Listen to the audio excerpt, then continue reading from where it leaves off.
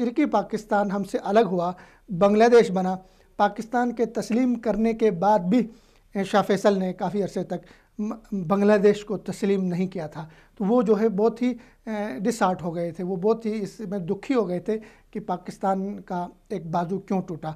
तो ये पाकिस्तान और सऊदी अरब के ताल्लुकात की मजबूती, खूबसूरती और गहराई है। अगर आप देख लें तो पाकिस्तान ने उसके जवाब में बहुत इसको खूबसूरती के साथ पाकिस्तान ने सराहा है। पाकिस्तान में मस्जिद शाह फैसल के नाम पे मस्जिद का नाम रखा गया।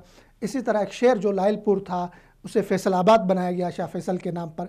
इसी तरह कराची में सबसे बड़ी जो हमारी शाहराह है उसका नाम शाह फैसल रखा गया। और इसी तरह शाह फैसल कॉलोनी वहाँ पे एक मौजूद है, इस तरह शाह फैसल टाउन मौजूद है। और हमारे बहुत सारे बच्चों ने जो बच्चे थे हमारे वहाँ पे, उनके नाम जो है वो फैसल के नाम से बच्चों के नाम वहाँ